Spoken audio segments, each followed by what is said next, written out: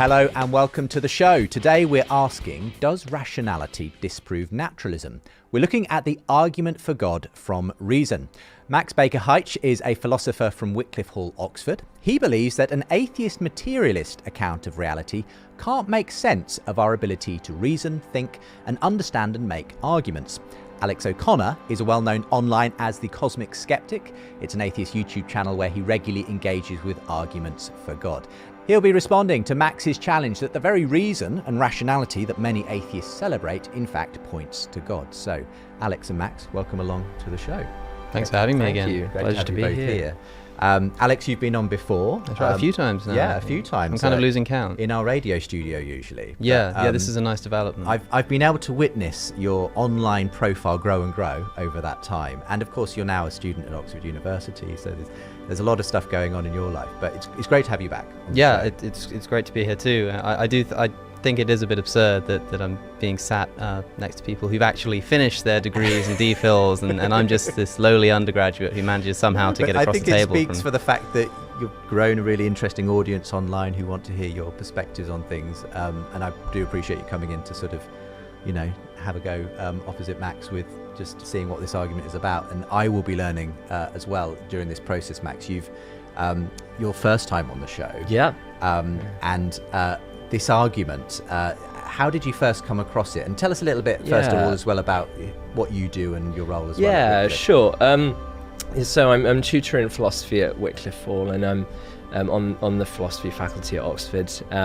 Been doing that job for nearly 4 years now. I did my doctorate in philosophy at Oxford, actually looking at Alvin Plantinga's epistemology, something that's probably been debated on this show a number of times. I know it has been debated on the show.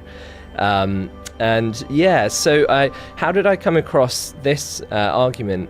I guess, I sort of picked up Lewis about, 10 years ago for the first time.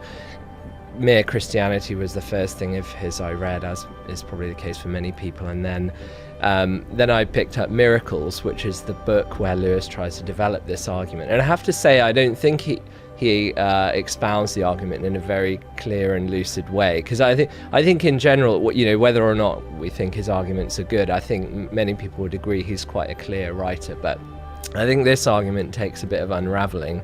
But I think it is a pretty interesting argument, and at least supplies some interesting material for discussion. In a nutshell, maybe just give us a sense of what the argument is, and then just be interested in hearing what Lewis did with it. I know there was a famous episode when he was challenged on it by a contemporary philosopher, Elizabeth Anscombe, and obviously others have taken and developed it as well over that time.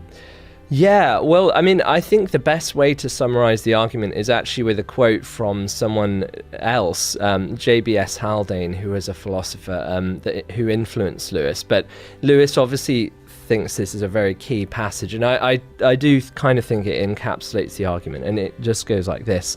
If my mental processes are determined wholly by the motions of atoms in my brain, I have no reason to suppose that my beliefs are true. They may be sound chemically, but that doesn't make them sound logically, and hence I have no reasons for supposing my brain to be composed of atoms. So, as I said, Lewis sort of tries to build this argument, and it gets sort of... there are certain nuances to the way he does that where I wouldn't follow him, but... what was this episode where he kind of, I think, presented this? Yes. I think Miracles, where he presents the argument, had been published at this point, and he sort of went to defend it in a kind of Socratic type dialogue with Elizabeth Anscombe. I guess this would be that's right. So the original 1940s or 50s. Yes, that's right. So the original version of Miracles was published in 1948, and it's actually surprisingly hard to get hold of the original version now. Lewis debated Elizabeth Anscombe, who's actually also a Christian. But she was quite critical of this argument, and Lewis tried to defend the argument, and there are various accounts of what happened, but it seems that Lewis felt he was kind of brought up short in that exchange, and that Anscombe had pointed to some quite serious flaws in the argument. But then Lewis went on to revise the argument, and it was published again, a revised version of Miracles in 1960, where he'd really tried to take on board Anscombe's criticisms. And actually there's an essay that Anscombe wrote much later in the 80s, quite a long time after Lewis died, where she reflects on how Lewis had changed the argument. And she kind of commends him, and she said, I mean, she's very cautious in her wording, but she says it provides material for serious discussion, material which is genuinely problematic for naturalism. Well, we'll come maybe to some of the ways in which it's been developed as well later on, with people like Plantinga and so forth. But you're probably aware, obviously, Alex, that I've sort of employed my sort of take on this argument a little bit, both in when we sat down for a discussion on your podcast and in that dialogue I had with Stephen Woodford, Rationality Rules, in Oxford as well. And I've always been quite influenced, actually. I remember actually in my gap year before going up to Oxford myself, reading Miracles and thinking, wow, I've never heard this, I've never seen this. It was like, as I said in the debate, a penny dropping moment for me, this argument, which for me, again, if I could summarize, it would be something along the lines of, if our thoughts are purely reducible ultimately to the activity of electrons and chemicals and atoms in the brain, there's nothing true or false about the activity of chemicals and electrons in the brain. There simply is cause and effect. There's a physical thing going on. And at what level do you then invest that with the trust of giving you something true, something reliable? Because it is ultimately, there's nothing true or false about one atom bumping into another atom. That at a very simple level is kind of where I sort of, the central thought that suddenly made me think, gosh, that's a really big problem for anyone who believes that everything is ultimately material.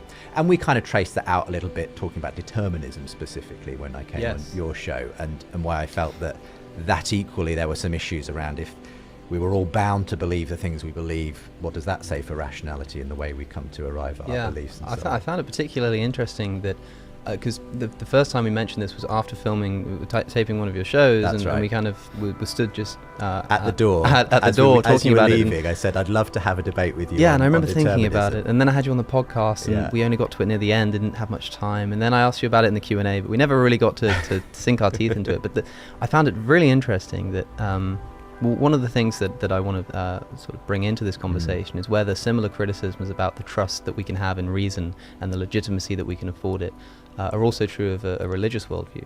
And when you spoke about reading Miracles, and as you say, it was like the penny dropped, it just kind of washed you over with this kind of process of thought. And I remember thinking, but your criticism was that if your thought processes are determined not by your choices, not by what you are able to kind of consider for yourself, but just by kind of deterministic factors, then it isn't a rational process. Well, it's like every single decision you ever make, right? And as somebody who, as listeners might not be aware, doesn't believe in free will for a number of reasons, but like if you take the approach that I think is almost trivially true, that you can't choose to be convinced of things, right? You don't get to decide what convinces you. That when something kind of washes you over, like Miracles obviously did to you, that's essentially a deterministic process happening, right? It's just something that you had no control over, just a cause and effect, and suddenly your mind is convinced. And yet the thing that you're claiming to be convinced of by that process is that such processes cannot be rational. And I found that to be a strange irony. Well, I don't want to repeat the debate at this point, but I think there's a really interesting discussion to be had there. It might be slightly different to what we're talking about today. Yeah, it's certainly separable. Because I think that's more about whether you need freedom to be able to look at the alternatives and come to a decision, or whether that is, if you like, just as much a determined process over which we have no choices as any kind of deterministic process. But we'll maybe park that one for the moment, unless Max wants to specifically respond to it. No, actually, just to say, I'm sort of inclined to. I'm not certain, but I'm inclined to actually agree with Alex on that one. So, I mean, I think in epistemology, philosophers talk about this view that's known as doxastic involuntarism, and what that simply means is that we don't have voluntary control over our beliefs. So pick any belief, pick any proposition or statement that you believe to be false. The moon is made of cheese. See if you can will yourself to voluntarily believe that the moon is made of cheese, and you can't do it.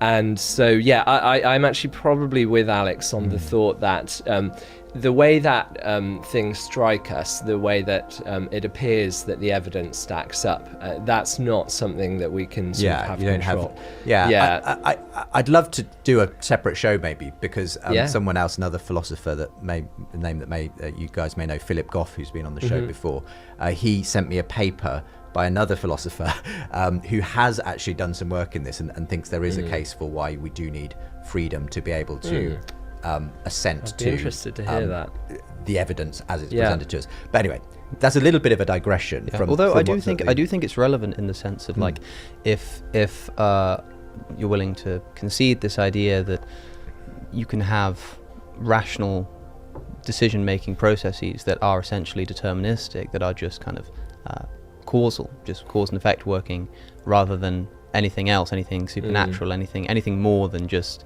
the causal relation between the propositions presented to somebody and the methods of the brain by which they come to believe them, then I think there's perhaps an analogy here with the way that I'm thinking about rational thought in general. I mean, it's important to me because I don't just think that we don't have free will. I think that we can't have free will. I think it's an incoherent concept. And so if we can kind of take instances where somebody doesn't have free will and show that there's still rationality, I think this would apply in all cases. I think the same logic applies, if you see what I mean. It's like the idea of having a deterministic, causal, naturalistic process that convinces you of propositions that we would have no trouble calling rational, despite realizing that it isn't something we control, it isn't something that has any kind of other agency as a part of it. I think that reason and rationality can essentially just be defined as acting in accordance with what's true of the world. Now, how we might know that we're doing so is a difficult question, but the ability to do so on a naturalistic worldview, I think, is certainly not ruled out. Would you want to respond to that? Just briefly. I mean, what I want to say about that is I think it's important not to assume that non-physical mental causation must be indeterministic. So I'm quite happy with saying, now, for the purposes of this debate, I'm sort of agnostic about whether there's libertarian free will. Nothing I say will depend on it. But I think what's really key is the argument I'm going to defend doesn't hinge on sort of saying that determinism is incompatible with intentionality and rationality. Rather, it's that the sort of building blocks that you get if you have a physicalist, naturalist ontology don't give you what you need in order to get things like intentionality that I think we'll come to in a minute. And so let me just grant that determinism is true, but it doesn't follow that all causation is physical causation. You can have mental causation. You could even have supernatural causation that's deterministic. And I think I can fully concede determinism for the purposes of this debate, and it doesn't affect the argument. Let's first of all define maybe naturalism, because the argument specifically here is against naturalism being a good grounding for the act of reasoning, basically. There's also, of course, if you like, beyond that, an argument for why it also points to God. But even just if you were able to in some way refute naturalism, that would be a pretty big deal, you know, if this is what the argument actually does. Now, naturalism, do you want to give a definition of how you understand that? I mean, I think what I'm going to say, I think is would be fairly uncontentious among philosophers who subscribe to naturalism. So I think naturalism could be defined as three theses about the basic ontological sort of makeup of reality. So the first is that the universe is a closed system of physical cause and effect. So call that the causal closure of the physical. So that just says that there are no supernatural causes. There are no non-physical mental causes in the world. Okay. The second thing is that all that exists ultimately has to be kind of built out of the basic building blocks of physics. Now, the naturalist, I don't think, is committed to thinking that what physics currently says is, the smallest subatomic particle. is what physics will eventually say are the basic constituents of the universe. But yeah, so I think naturalism is committed to saying that whatever, if you like, the ultimate physics says are the basic building blocks of physics, everything that exists has to ultimately be built from that. Okay. And then, and you could call that thesis just physicalism, I suppose. And then the third one, the third thesis would be that those basic building blocks of physics, whether they be fields or subatomic particles, whatever they are intrinsically lacking in consciousness. They lack a first-person point of view. They don't have experiences. They lack purposes and values. So I mean, I suppose in very brief, the way I would tend to summarize that the naturalistic point of view is that all that exists ultimately is the material stuff of the universe, and that there are no, as you say, supernatural, as the term suggests, things going on beyond that. So sometimes it's almost synonymous with a physicalist or materialist view. I mean, I just want to check, is that something you personally hold? Is that the kind of where you would lay your cards if you were asked, well, what is your view? Yeah, I mean, we have to be careful to say, I mean, naturalists will approach it differently. Some will just kind of hold to the idea that it's at least potentially possible for that kind of worldview to be coherent, or are unconvinced that there are supernatural elements. And then there are those who assert that there is nothing more than... They all kind of, for the purposes of this discussion, mean the same thing. Myself, I'm always inclined to just... to withhold assent to a belief until I can be convinced of it. So I'd rather say that I'm unconvinced of the supernatural element. Otherwise, I suppose it would be less worth my time being here. Yeah, sure. Well, but it means and I appreciate that in order for this discussion to happen, you'll kind of be advocating for a naturalist position. But of course, in order to say that I'm unconvinced by a supernatural element to the universe, I have to defend the possibility or plausibility of a naturalistic account. Exactly. And if I suppose if this argument were to, let's say, convince you, Alex, hypothetically, then would that give you a little bit more reason to some more confidence in a theistic, say, view of the universe? Well, if the argument worked and convinced me, then I'd have to renounce naturalism, and I may be inclined towards theism. Reason being, because the argument is essentially that naturalism doesn't work.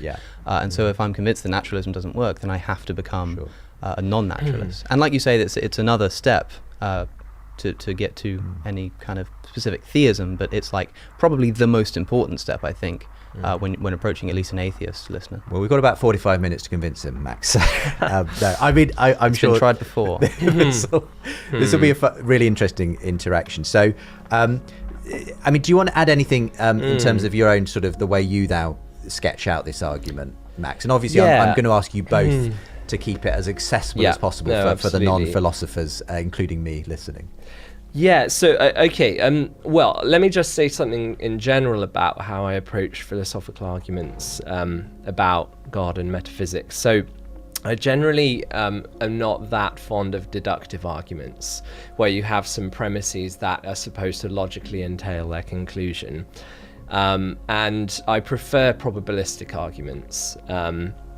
One reason for that is just that I think with deductive arguments, it has the surface appearance of giving a certain conclusion if the premises are true, but of course actually the problem is rarely are we ever certain that the premises are true, and then the conclusion can't be more certain than the premises. So I prefer just to make the uncertainty explicit in the way we formulate the argument. So I prefer probabilistic arguments, and without going into sort of lots of detail, Bayes' theorem is the way that a lot of philosophers will kind of formulate probabilistic arguments. And so, I mean, just to give an example that has nothing to do with God, I mean, suppose that we've got a piece of evidence, namely that the leaves on someone's lawn sort of spell out their name, and then we're considering two hypotheses. One is that the person's spouse kind of raked the leaves into this nice pattern to spell out their name. The other is that the wind did it. Now, it looks as though one of those hypotheses makes this observation of the leaves spelling out this name, one of those hypotheses makes that piece of data much more probable than the other one, and so it probabilistically confirms the spouse did it hypothesis, but not with certainty. Sure. It is possible that the wind did it. So that's just to say about in general how I approach these things. And so I think what I want to say is, and so that's one difference from the way Lewis wants to do it, which is more deductively. So I think, in general, when we come to questions to do with evidence for and against God, the way I like to think of it is in terms of several families of phenomena, striking phenomena about the world that we would like to try and explain. And so, think of sort of cosmological one family of phenomena would be sort of the cosmological stuff to do with that there is a universe at all, that it began to exist, and so on. Another family of phenomena would be the teleological, things like the so-called kind of fine-tuning of the constants of the universe, that sort of thing. Another family might be what you call the axiological or the moral, that we have these intuitions, that we have these objectively binding duties, and so on.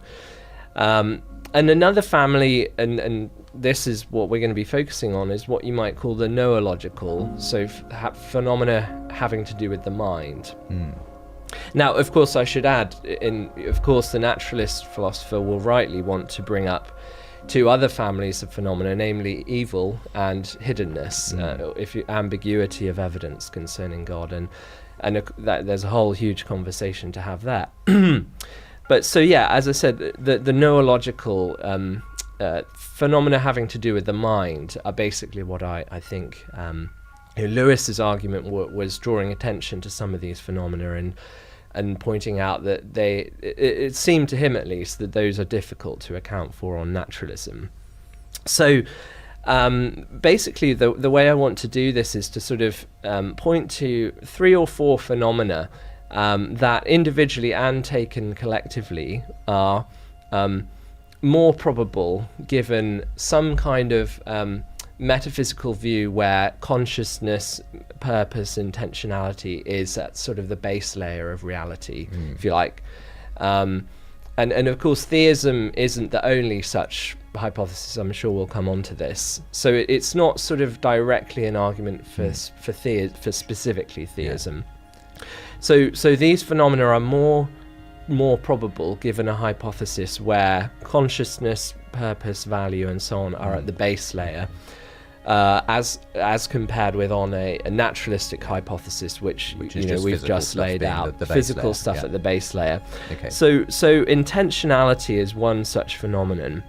So intentionality is basically the aboutness of thoughts. So just to take an example, take the word London.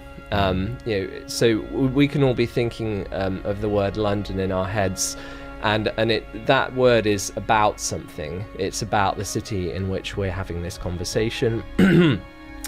And the basic thought is here that this property of thoughts, where thoughts are able to have representational content, they're able to be about something other than themselves, is difficult to square with this naturalist picture of what reality is made of. The thought being that, if you like, atoms swerving in the void, that's what thoughts have to be at the end of the day, if naturalism is true. Atoms swerving in the void can't be about anything.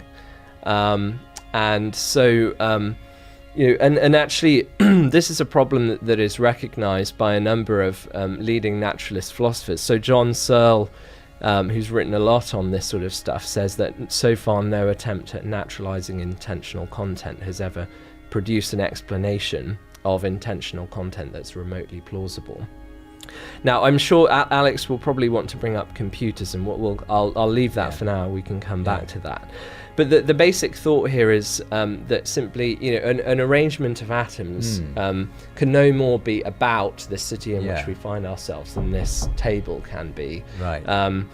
And so that's one phenomenon that seems hard to account for, given what naturalism says the world is made of. Before you come to the others, we're fast approaching almost our first break, so time is flying by. How would you be able to sketch the other three? And we'll start with intentionality on the other side of the break, and then see what else we can fit in as we go. Absolutely. So the next one is what you might call mental causation.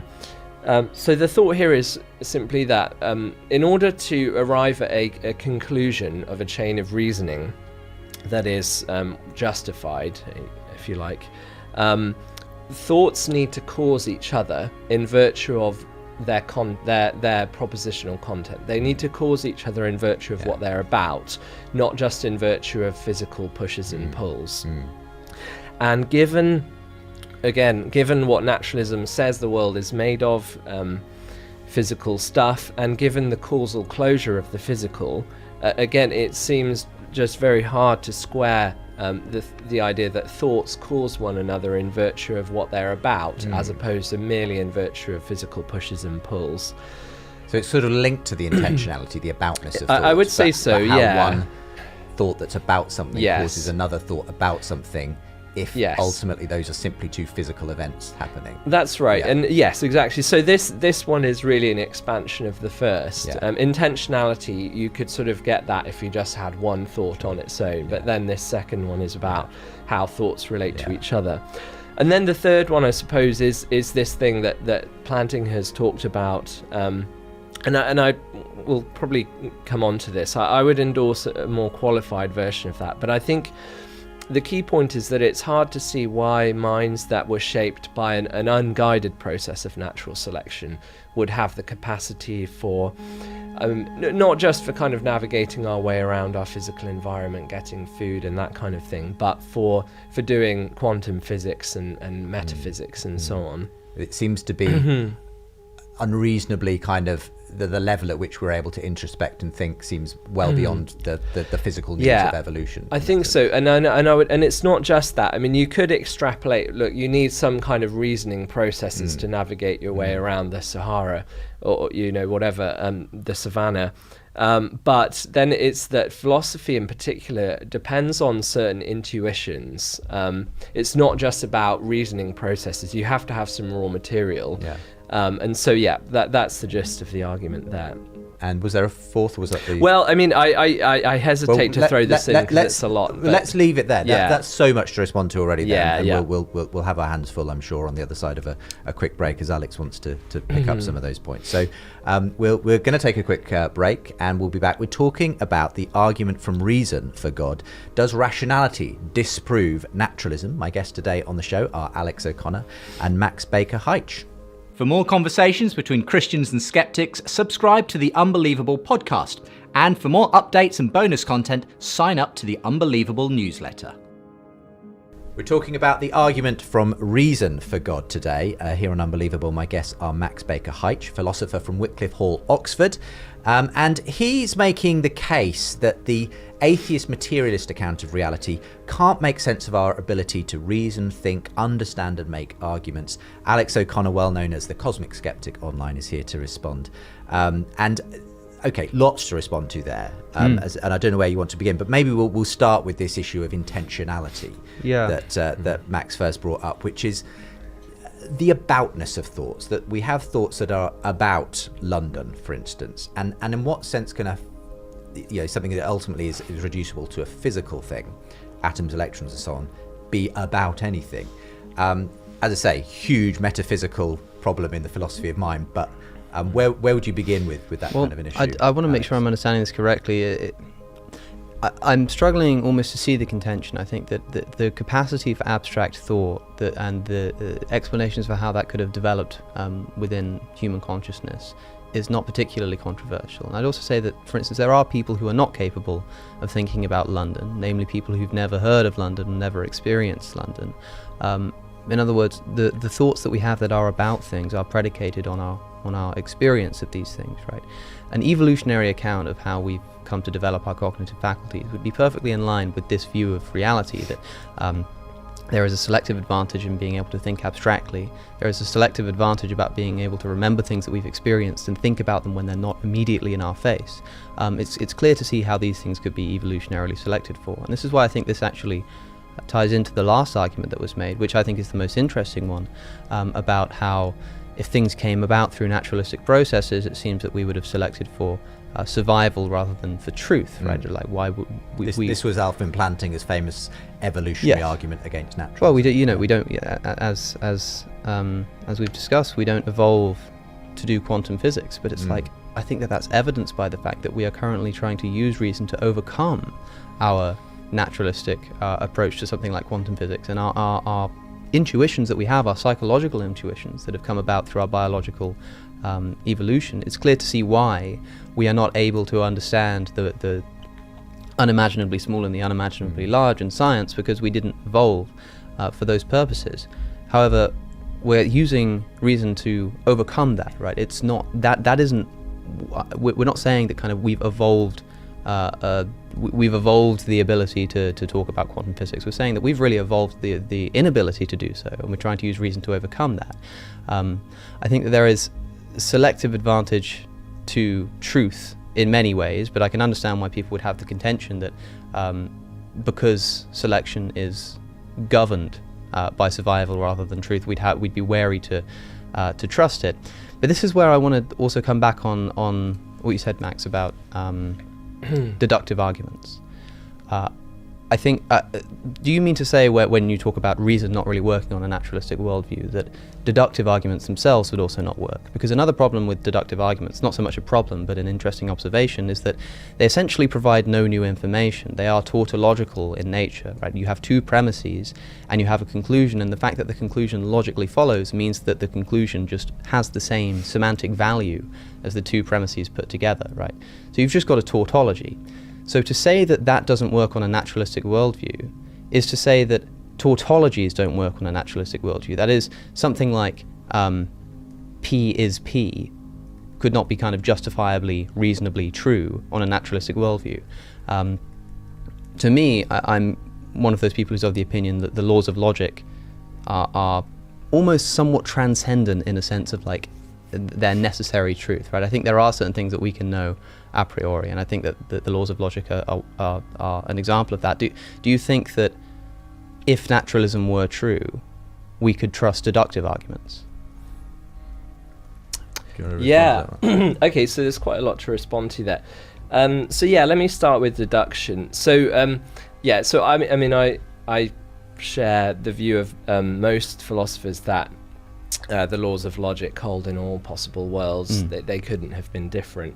So in one sense, deduction works in a naturalistic universe just as well as in a theistic universe. But the issue there is our capacity to acquire knowledge via deduction. And so that basically, in order to acquire knowledge of a conclusion of a deductive argument, you need to know the truth of the premises, and you need to know the validity of the entailment, right? So give us an example, just a trivial one, you know. So sure. So all human beings are mortal, premise one. Socrates is mortal, premise two. Socrates is a human. Socrates is a human, premise two. Therefore, Socrates is mortal.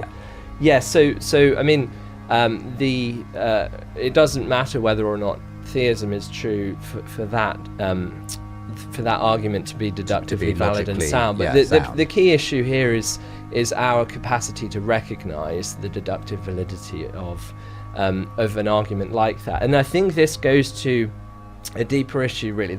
So Alex, you maybe I didn't use the best example with the word London, but I mean, I think the point here is supposed to be quite a fundamental one. It's not just the capacity for abstract thought. It's the capacity for any thought whatsoever to have any representational content whatsoever. And you said that evolution, gives us accounts of how cognition would have developed.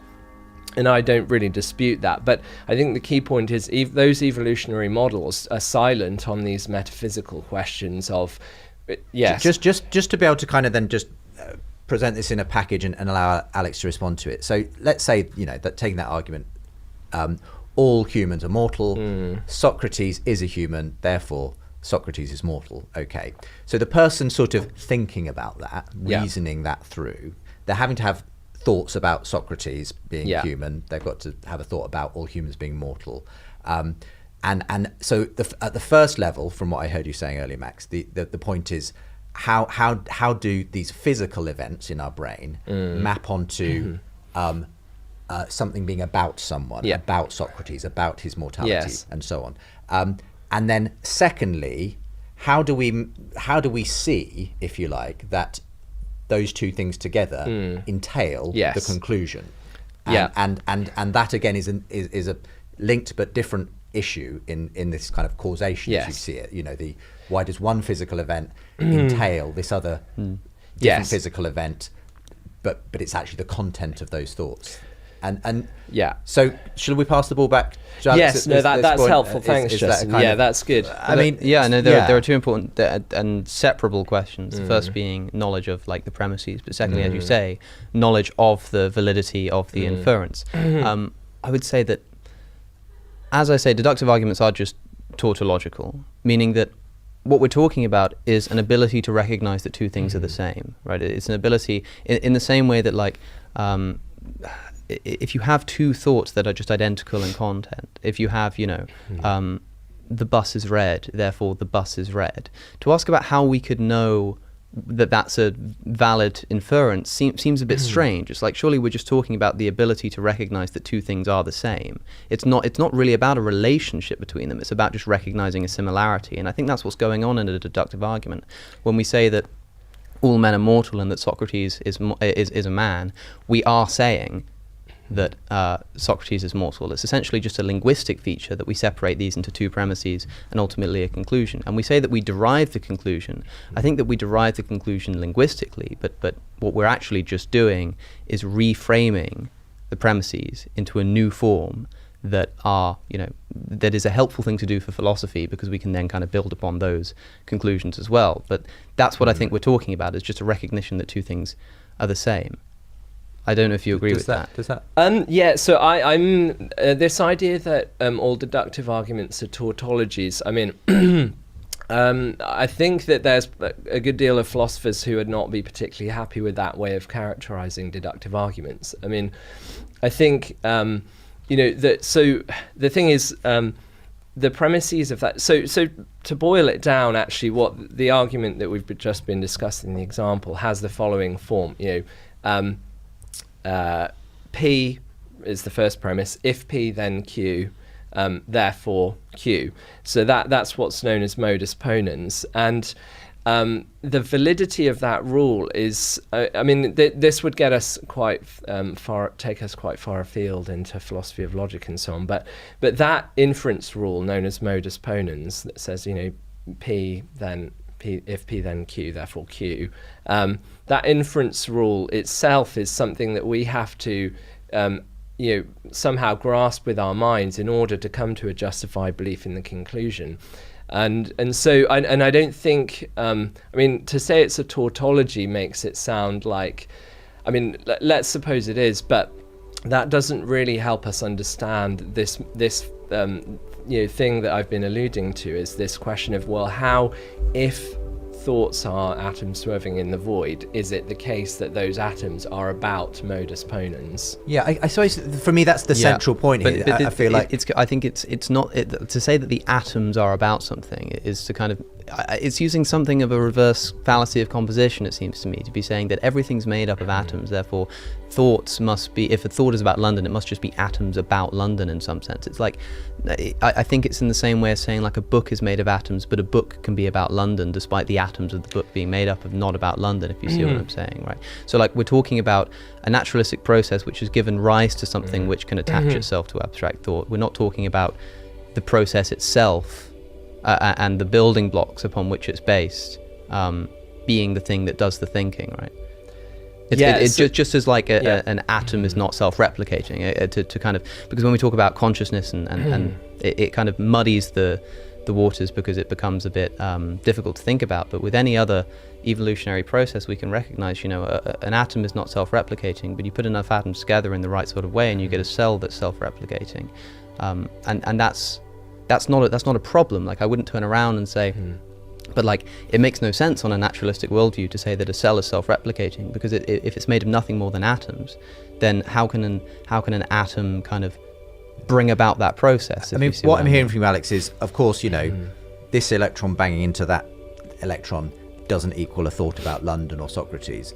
But when you have a complex brain structure that's doing all kinds of clever things, that is a kind of emergent property, to use one of the... Just as to mention computers, as you briefly mentioned earlier, if you're somebody who believes in the concept of artificial intelligence, that we can have computers that essentially can think about things in an electronic sense, right? And they're not thinking about things in a conscious sense, but we're not talking here about being necessarily aware of the thoughts we're having, but just the capability of thoughts to be had about these things. Like, it's a similar kind of process going on in the brain. It's just that it's made of biological stuff instead of electronic stuff.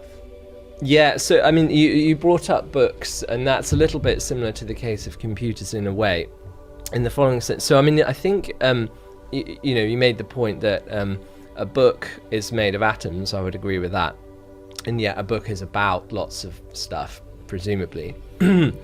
Doesn't that show that a thing that is basically built out of physical stuff can have intentionality? And I think that the response there would be simply that the intentionality, if we want to call it that, of books and code in a computer is a derived intentionality. Yeah, it comes from their maker, right? Yeah, right. So I mean, take an example of Deep Blue, the chess computer, and it makes a certain move. The move to the computer itself has no meaning. It's a string of presumably of ones and zeros, but within a framework that we confer on the move has meaning. And John Searle actually kind of made this point with what's known as the sort of Chinese room analogy. And the idea there is basically, imagine yourself, suppose that you don't know Chinese, but you're sitting in a room where someone's feeding Chinese characters into the room, and you've been given a set of rules of, if it's this character, then it goes into this box, and you can do this all day. And the thought is essentially that's what a computer is doing on a very complex level. But the computer, there is no meaning or intentionality for the person. The computer isn't thinking, I need to do this to do that. Yeah. It's simply following a set of instructions, essentially. That's right. And so... Which we have imbued with meaning. Yeah, so any appearance of intentionality is there solely in virtue of our intentionality. And so then you're back to the problem that we started with, which is how to account for our intentionality. So there's an interesting point which to... But I'm interested in order to discuss this properly, I'm interested in kind of dispelling of a potential double standard that people might see in the escape from these kind of problems by referring to supernaturalism and God, which is that, to me, is it not the case that you need to presuppose reason in order to come up with the justification that you're coming up with for reason, if you see what I mean? I mean, if you're going to say that we can have reason because of the fact that we're going to ground it in supernaturalism, we're going to ground it in God, don't you need to presuppose reason in order to reason that that's the case? Yeah, so right, that's a fair question, I think, and I think this actually comes up particularly the Alvin Plantinga argument that we alluded to earlier, which says, and the way he frames it, I think actually does raise this question that Alex brings up, because he wants to say, if you're a naturalist, then you should sort of doubt your reason, in a nutshell. But then you think, well, but didn't the naturalists need to presuppose their reason to follow Plantinga's argument to get this conclusion that they should distrust their reason? And that looks a bit funky.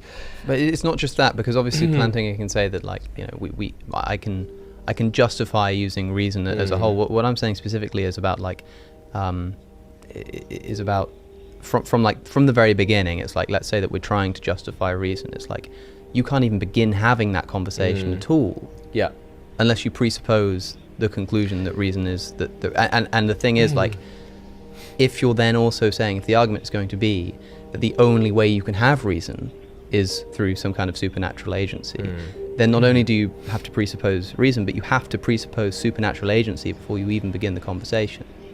Okay, so I think what I want to say to that is that, so the way I'm not formulating this argument in the way Plantinga formulates his, so there's basically two different ways to do this. One is to say, look, it's sort of an open question whether we have reason or not, and given naturalism, you're sort of required to give up on it. And I think implicitly you're taking issue with that, because of course one has to presuppose reason to go through those steps. Now I want to say that's not the way I'm framing this. So then there's a different way of approaching it, which is to say, look, here's the data. The data is that we have intentionality, the ability to make inferences. We can both agree on that. And then the question is, which hypothesis best accounts for that data, best predicts it? And so that does presuppose the data of reason, but not in a circular way. And that's a very kind of standard way now, I think, of formulating arguments in philosophy of religion. So we might do the same with, let's say, the fine-tuning of the universe. The way it works is roughly we both agree to some set of physical, empirical data, and then the question is which hypothesis best explains this. And so we do presuppose certain data. So you're both agreeing reasoning happens. Yes. Reasoning exists. Is it does it comport best with a naturalistic or theistic or some other worldview? So what I'm not doing is saying Alex should stop thinking he can reason. Oh, of course. Yeah. So I think you're entitled to. That's the but way you're in which questioning whether the naturalistic worldview can is the ground best such hypothesis. a Yes, thing. that's right. I mean, I don't know if you want to keep going on that. Well, I can give it a go. Go I think the principal objection to saying that a process like natural selection cannot, because it's such a kind of simple, all-encompassing thesis. It's like anything that can't be explained by religion. It seems natural selection has something to say about it, but it seems here, no, it's different, because we're talking about ontological truths. We're not talking about survival value or complexity or anything like that. It's about something more abstract than that. Well, okay, so the argument might go something like this. If you hear a noise in a bush, as is the common example given, it's evolutionarily advantageous to believe that it's that it's a threat, and kind of have this instinctual running away, even though that's false, right? We evolved to have that kind of instinct. Well, this is true, and you could say that means that we've evolved to kind of be believing perhaps potentially false things because they are beneficial for our survival. But I don't think that's entirely true. For instance, if we evolve an instinct to run away from loud noises, that isn't attached to beliefs about ontological truths, right? That's not necessarily attached to a belief that there's something going on in that bush, right? And in fact, if I hear a noise behind me right now, I'll jump because of my evolutionary history. But when I turn around and look at it, then I'm able to see that that's not what's actually happened.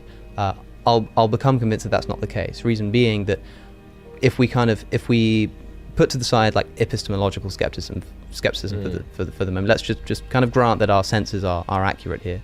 The person who, when investigating things, not just kind of their instinctual reactions, but when investigating what they see around them, gets it correct, sees that does actually poison this human being, that does actually cause a danger to whatever it may be, this does actually improve health or whatever it may be, that would almost trivially be selected for. Of course, evolution is going to select for the brains which are able to look at the things around them, recognize what's real about the world. And then what we have is the coupling of this. This is why I asked earlier, and I want to come back to it because I didn't quite finish the thought, I think, about deduction and the validity of deduction even in a naturalistic universe. It's like, if we can grant, as I say, we have to put aside epistemological skepticism, because you could say, well, how can you even trust your senses? But I could say the same thing about anybody here. So we're just going to grant that for the time being and say that if there are things that I see and observe in nature, and I can start making kind of comparisons and realizing that there are kind of tautological inferences to be made, that's the beginning of rationality, right? And that's something that would be selected for. And although natural selection is selecting for survival, the most kind of consistent way to ensure the survival of a conscious agent is its ability to realistically understand the world around it. It sounds like you're saying it's perfectly consistent that our ability to reason would confer advantages on us. That evolution's perfectly happy to want. It's true, but we have to be clear to make sure that people aren't thinking that I'm suggesting that evolution selects for truth, because I certainly don't think it does. Given that evolution selects for survival yes. and for your genes being propagated in the future, it seems to you that a reasoning functionality in the brain arising would be a very advantageous thing to happen for a person. Yes, to be able to make for broadly speaking, to develop true beliefs about the world is a kind of yes. I think it doesn't select for truth, but it selects for minds that will survive. That will act in accordance with the truth. If you know what I mean. And I think the definition of reason is acting and thinking in accordance with truth. And to survive, you have to act in accordance with the truth of the material world around you. Yeah, good. So, I mean, I think what I want to emphasize, we need to sort of separate out some of this data here, because on the one hand, we've been talking about its intentionality and mental causation, and this question of, can you have this if thoughts are basically made out of physical stuff? And then there's this question of, could natural selection select for brains that are good at reasoning? And that's a bit of a further down the stream kind of question. That's right, because I think I don't think you're talking about now. I think I can grant the plausibility of some of what you're saying about evolution selecting for sort of capacities to classify various things and say, well, if something falls in this category, then it's probably going to have this property. But all of that is predicated on the assumption that there is even this capacity for thoughts to be about stuff whatsoever. So evolution doesn't explain intentionality. Evolutionary psychology presupposes intentionality. I think that's a very key point. So the real question, I mean, the most fundamental question, as much as it's interesting to discuss Alvin Plantinga's argument, is the fact we can think at all, the fact we can have thoughts about things. Max is saying just at that point you've got a problem with the naturalistic account. How do we conceive of the idea that physical atoms, electrons and stuff are in fact giving rise to these thoughts about things, which it's the classic kind of mind-body problem, I think, at some level, which is how does a physical thing produce a sensation or this intentionality in this case about something? And seems to me that we're kind of talking about the development of consciousness here. We're talking about the development of some kind of faculty for, as you say, thinking about things. But maybe I'm just misunderstanding why this needs to be so complicated. I mean, like the development, let's say we framed it in terms of the development of memory. I think when you talk about consciousness, people think of it as this kind of crazy, mysterious kind of cloak over our knowledge. But if we just talk about something like memory, it seems a lot more straightforward. I think it wouldn't be too difficult to explain how our faculty for memory might develop. But when we're talking about thoughts being about things, we're essentially talking about recall. We're essentially talking about observing things and being able to recall them in the mind, right? Like, why does this have to be some kind of different category of evolutionary development to the development of fingers, if you see what I mean? Well, so I think... And that's a genuine question rather than an argument. Right, so I mean, intentionality isn't just about recall. I mean, it's literally about any kind of thought whatsoever. So, and it can be a thought about a fictional object like a unicorn. The point is not whether the object is one I'm observing currently or have observed in the past. The point is more fundamental than that. It's that very capacity for stuff in my head to represent something, whether that thing be fictional or real, past or present. And so in terms of so let me use an analogy. I think, in a sense, evolutionary psychology, and by the way, I don't dispute all of its hypotheses, but evolutionary psychology is sort of about saying, when you've got these bricks, which are, if you like, sort of capacity for human thoughts, full stop. You've got these bricks, and then how do they get arranged into this very impressive building?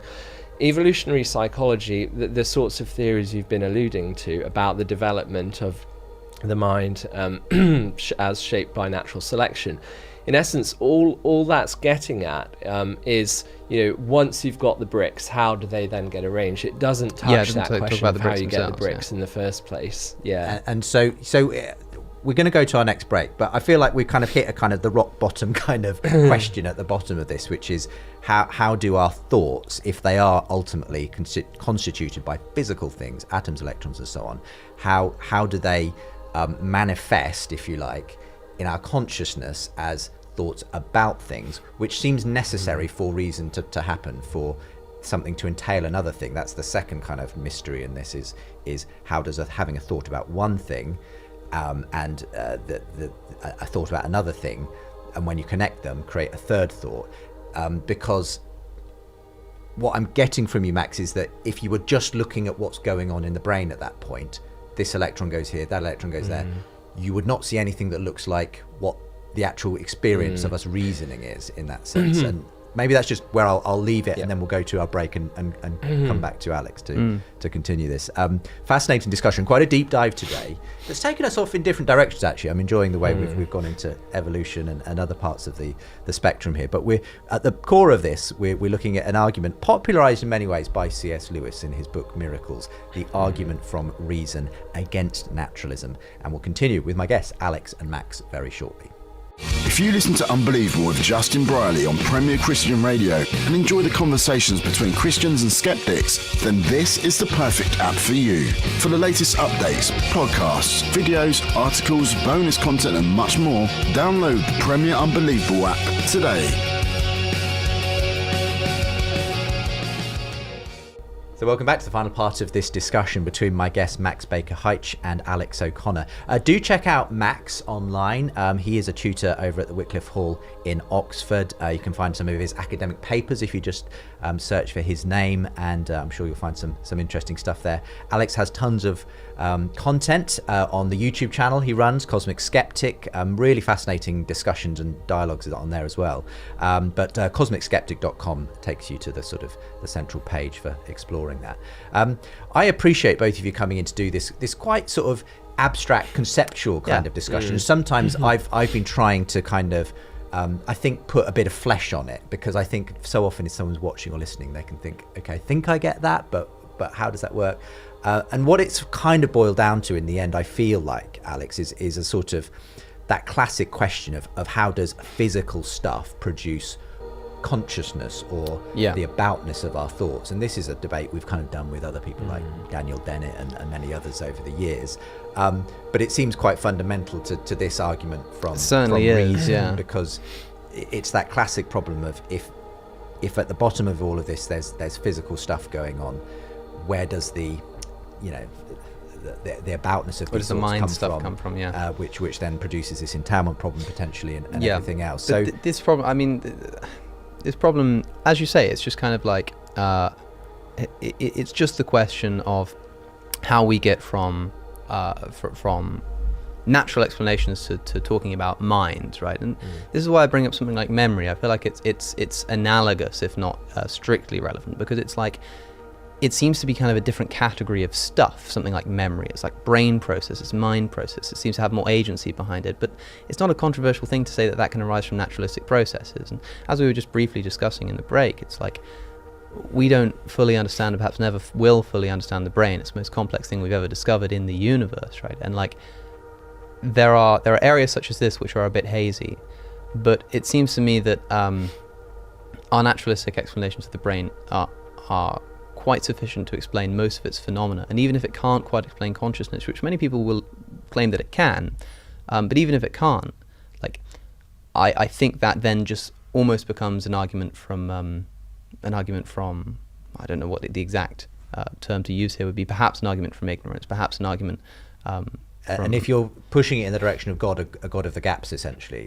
I suppose so, but it's not quite, because you're not just kind of saying this is God. You're talking about kind of an unexplained area of psychology and hypothesizing some kind of supernatural agency. I think that's perhaps a step that we don't need to take, or we're a bit too hasty to take. I think that we should just recognize that, like, for instance, perhaps to wrap up that kind of part of the discussion, do you think it's possible for a process of thought and thinking about things and intentionalism, this kind of stuff, to arise from naturalistic processes? Do you think it's possible at all? Like, do you think it's like conceivably possible in principle?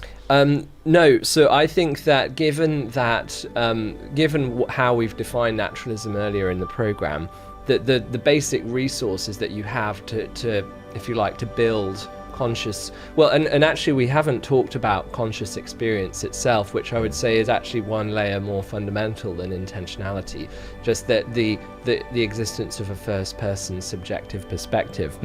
I'm glad to hear you sort of be open at least to thinking that we don't have an explanation for that, at least currently. But yeah, I mean, what I want to say there is it's not a sort of claim that we don't yet sort of know the mechanism or the arrangement. We don't fully understand the arrangement of physical stuff that you would need to get this first-person perspective and then this aboutness. It is something more fundamental than that, namely that the ingredients that naturalism gives us are not. They don't enable us to build that kind of stuff. The physical stuff, which has no first-person perspective, is no matter how you combine it, no matter how complex the arrangement, that physical stuff is never going to produce a first-person perspective.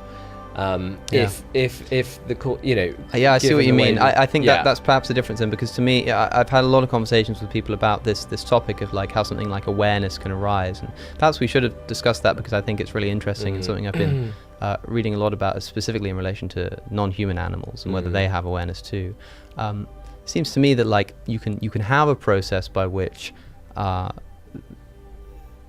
if an object or an organism or a molecule or something begins to kind of react to its environment in a purely naturalistic sense, we can begin to see what we might call the origins of self-awareness, like an ability to react to an environment.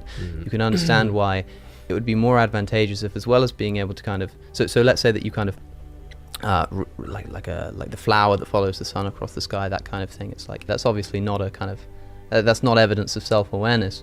But if we talk about the development of a faculty like that, we can see why it would be beneficial to have not just a kind of not just a what you might call an instinctual reaction, which is essentially what it would be, to kind of a desire to do so, developing the experiences of pleasure and pain, right? And if you develop the experience for pain, then you can develop the experience of desires, and so on and so forth, and the complexity just kind of keeps building, and awareness can be seen on this kind of gradual scope. We don't need to see it as a kind of on-off switch, right? And if we do, then I think it would be the on-off switch of pain and pleasure, which is a fairly simple thing to explain evolutionarily, if you see what I'm saying. I think that kind of looking at it in a grand scheme of kind of the evolution of basic awareness of our surroundings, reactions to our surroundings, and how that can just become more complex to involve pleasure and pain and then desire, and then see how that would again, that's talking about like awareness specifically. You then have to make a further kind of added complexity of abstract thought. But I think, do you think there's something in that narrative of, okay, you start with something very simple like just an organism, a single cell organism that doesn't want to go into that, that has some kind of instinctual reaction to something. Eventually, with enough complexity and time, you can get abstract thought at the end of the process. So I don't think anything I've said commits me to denying gradualism, if you like. That of course, there's a spectrum of levels of consciousness, conscious awareness.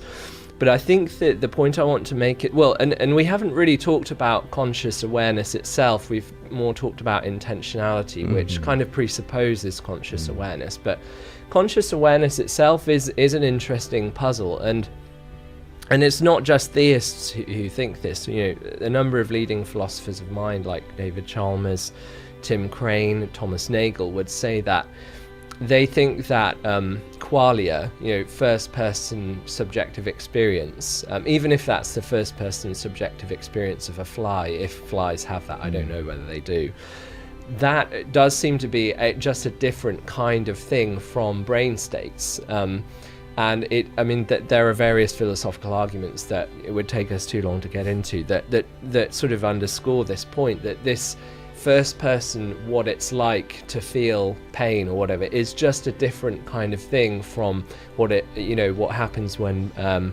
neurons fire in the brain.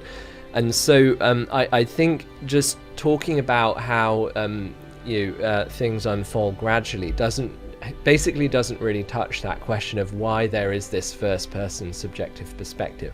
And I would add, I think it's particularly a puzzle if you subscribe to this idea that physical states and events are causally sufficient to explain everything that happens in the world. And as we sort of discussed earlier, I think that is one of the sort of tenets of naturalism, because then you have this puzzle. Why does there need to be? I mean, you talked about selective advantage, Alex. Now, what I think I'd be happy to grant is that there's selective advantage in my brain being in certain states that make my body move in certain ways that get me to do stuff. But then if the physical stuff that's happening in the brain is causally sufficient, why does there need to be, from an evolutionary point of view, this other quite different thing, this first person subjective perspective? So philosophers of mind would say that, if you're committed to this idea of causal closure, physical causes are sufficient to account for everything, including our behavior. Consciousness would have to be an epiphenomenon, a bit like the steam that comes off a kettle. It's not causally necessary to explain our behavior. So I think you've got this further puzzle of why would this physical stuff... I think it makes a lot of sense to just say that an understanding of an organism's own place within its environment and its community is kind of has seemingly obvious advantages, but also, even if it were just an offshoot, of course evolution doesn't necessarily like stop the production of useless things, right? Like you can have side effects, you can have things that aren't harmful that just happen to be there. If that's the case, then the fact that the argument that I could make for the development of justified reason in human beings might be an evolutionary offshoot, but that doesn't affect the truth of whether of its accuracy or not, if you know what I mean. Like sure, maybe it is just an offshoot. That doesn't mean that it's not an accurate offshoot. Doesn't mean that it doesn't actually hold to the truth. We'll do a quick response, and then I just want to wrap up with the kind of question of whether it takes us in the direction of God. I just want to make sure that people are aware, like what this seems to suggest to me is that in order to kind of undermine the argument that you're making, all that people really have to believe is that it is possible to naturally evolve conscious processes, right? That seems to be the kind of crux of the point. And I wasn't talking about gradation that leads to conscious awareness, but the gradation of conscious awareness. And I think that if a listener can agree that it's plausible that conscious awareness and ultimately feelings of pleasure and pain and this kind of stuff can evolve from naturalistic causes, then they can disagree with the argument that you're making. I think, would that perhaps be the way to disagree with you here then?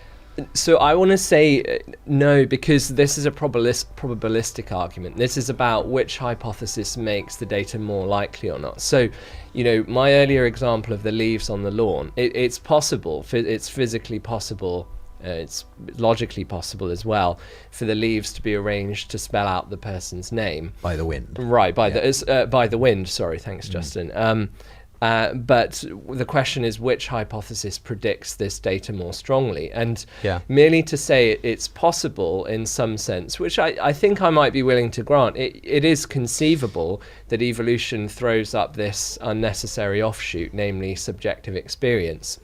That doesn't show that the naturalistic hypothesis makes this data at all likely, and that's really the key question here. I mean, do you feel then that overall, as you understand this argument, Max, obviously that it comports more with the theistic view then, presumably your view is if naturalism can't account for this phenomena, we're in a better position to say there's something that underlies this physical world that is a divine mind, essentially. Well, and so I want to be quite cautious about the significance of this argument. So I think I don't want to say it's directly an argument for theism. I think it's an argument for a family of hypotheses, among which, of which theism is a member. I think it's first and foremost an argument for thinking that mental stuff, intentionality, conscious awareness, and so on, has to be at the base layer of reality.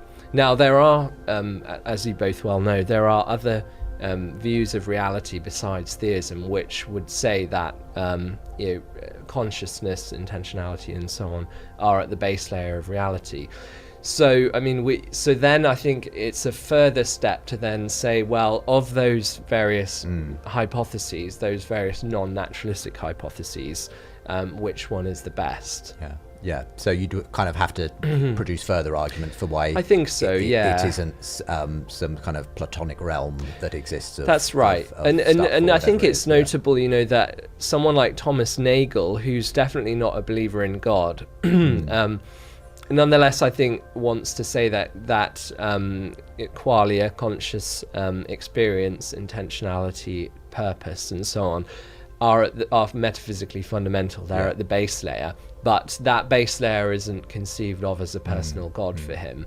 And I don't want to sort of say that kind of view is totally out of the question. It's interesting because I've met increasingly a number of people, even well-known people like Philip Pullman. I remember when I had him on the show, well-known as an atheist, a writer, and so on, but said he disagrees with the naturalistic hypothesis. He believes that there's a kind of a consciousness that exists at the bottom of everything, and he says, some of his atheist colleagues, Dawkins and so on, really disagree with him on that, but that's his perspective on how he then makes sense of the objective, the purpose, and the kind of the consciousness that he obviously feels is important.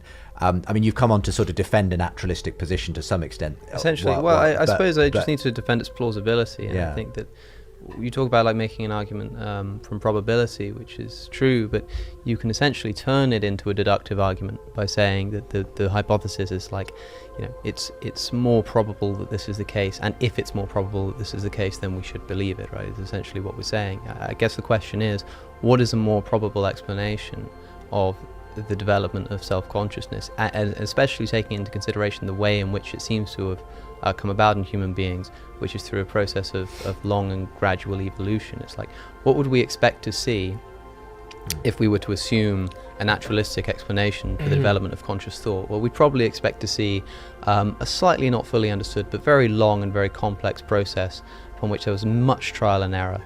Probably some forms of life which didn't quite get there and didn't manage to develop conscious awareness. Maybe some forms of life that did develop conscious awareness but didn't quite manage it in the same way that we do and don't have a capacity for rational thought as we do. And eventually kind of something that manages to kind of land on it and get it right, and based on that is able to benefit their own survival such that they become the most important species or at the top of the kind of hierarchy of power. That's probably what we'd expect to see, and that seems to be what we observe. If we were taking a theistic or supernatural view of the development of consciousness, I don't know that we'd expect it to evolve in that way. And so when you talk about what's more probable, it's like, I've got no problem with making a probabilistic argument, but I'd say that there's at least an argument to be made that it's more probable, or rather I should say that it is a more plausible explanation for the way that consciousness seems to have developed. That it's come from natural causes rather than it's come from any kind of divine or supernatural agency. Quick response, and then we'll wrap things up. In terms of, there's two bits there. How probable is the development of consciousness as we see it in our world, given naturalism, and how probable is it, or would it be, given theism? So I think we basically don't get to assign a high probability to this emergence of consciousness given naturalism, unless you can show why. I mean, I suppose really to reiterate what I said earlier, if you're committed to the causal closure of the physical, that's to say physical goings on are fully causally sufficient to explain everything, including our behavior, what you would expect on naturalism, let's just say, is the development of more and more complex brains that allow creatures in more and more sophisticated ways to move around their environments. But again, given the causal closure of the physical, there is no reason whatsoever to expect those brain processes, however complex they may be, to be accompanied by first-person conscious awareness. And I don't think I've yet heard a reason. Now, we can both agree, I think, that it's logically possible that it do so, but that's not a reason for assigning it a high probability at all. And then in terms of the development of consciousness on theism, I mean, and you make the point that what we do see in our world is a rather gradual development of conscious awareness, and I'd fully grant that. I suppose then, this gets more into questions of to what extent would we expect God to create a world sort of through a slow unfolding process, as opposed to sort of ex nihilo in one go, us here, complex creatures as we are, just kind of from nothing. And I suppose all I'd say there is it's not obvious to me at all that we would have a strong expectation that God would do it in the sort of all in one go, as opposed to the gradual way of doing things.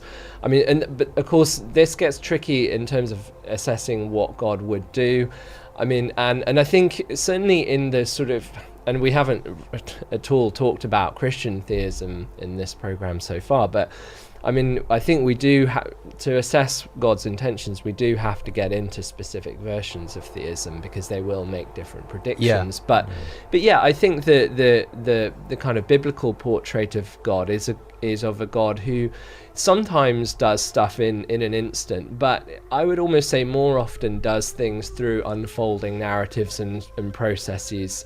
And so then that would lead me to not be too surprised if that was how he were to create conscious life. I mean, that's a subject for a whole other program potentially. But, yeah, I mean that's just it's essentially just a common objection here all the time. Why would God have done it this way? I mean, specifically when it comes to the development of consciousness, I'm interested in kind of I'm talking specifically about the way that consciousness evolved, not the fact that it evolved over a long time rather than popping into existence. I'm talking about the mechanisms by which it evolved seem to be more in line with naturalism than supernaturalism. But you're right. I mean, it is. Well, we'll have to leave that one there because we're out of time. But it's been a really great conversation. Thank you both.